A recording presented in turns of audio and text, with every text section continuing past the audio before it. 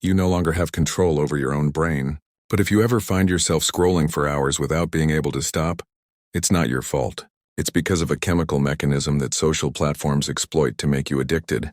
But what nobody ever told you is that you can hijack that mechanism. Use it to become addicted to success. Imagine that every morning, instead of wanting to scroll, instead of being a slave to notifications, your brain automatically craves action, discipline, and achievement. You would be, in a way, naturally programmed to succeed. Your brain would no longer be working against you but for you. That's why in this video I'll give you the 3 precise steps to reprogram your brain and make it addicted to success before it's too late. Because every day that passes, this mechanism becomes harder and harder to reprogram. And it is precisely your ability to reprogram it that will determine whether you succeed in life or not. Because in this fight there is no middle ground. Either you take control today, or you will remain controlled for the rest of your life. And you'll see that in reality, becoming addicted to success has nothing to do with motivation. Why? Because motivation goes up and down. One day you wake up ready to smash everything. The next day you have zero energy, zero desire, and that happens to everyone. Even millionaires, even billionaires, even great athletes. So why are there people who keep moving forward again and again, no matter whether they're motivated or not? Because they understood that the key is not motivation, not even discipline, it's the environment. I'll explain. Remember, our parents always told us, never touch a cigarette in your life or you'll be addicted forever. And in fact, they were wrong. There's nothing more false. It's not the first cigarette that makes you addicted, it's the environment. You'll become a smoker only if your friends smoke and as soon as you buy a pack of cigarettes. And from the moment cigarettes are within reach, that's when you become addicted. It's the same for cannabis. Almost everyone has tried it. But only a minority today is truly dependent. The difference is the environment. So if you hang out with people who build businesses and succeed, you'll inevitably have a higher chance of making money than if you hang out with aimless people. And now you'll tell me, okay, but I don't have friends who succeed, I don't have a network, I don't have rich parents. But precisely that's the good news. You can create your environment.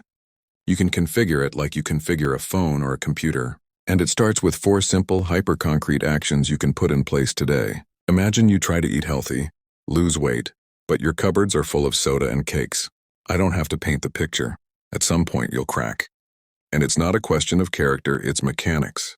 Your brain responds to the cues around it like a child. What it sees, it wants to touch, it wants to taste.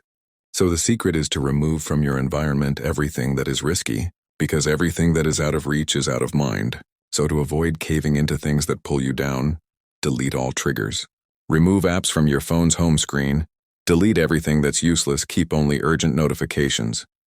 Your phone accompanies you every day 24/7, so make sure it's a growth partner with only useful things and not a sinkhole that takes all your time. Second, get the snacks out of your kitchen. Buy only things that are good for your body. Never keep alcohol at home. Put your further away the console and all time wasting every invisible trap you remove is a battle won before it even starts. Why? Because your problem isn't that you cave in, it's that it's too easy to cave in. As soon as your brain has to make a choice, it naturally picks what's easiest and most pleasant for it. Between working and watching Netflix, if you have the choice between the two, you know how that ends. The secret here is to reverse the balance of power. Make what destroys you difficult and make what builds you easy.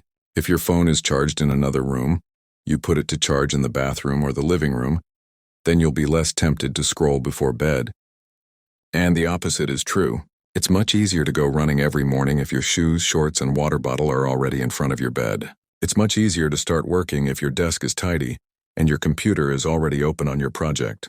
If you create friction for what destroys you and ease for what builds you, your brain won't even have an automatic choice anymore, and success will become automatic. But for that, you have to add a very important ingredient. Surely many will say I'm wrong here, but you have to put your ego on the line in front of others.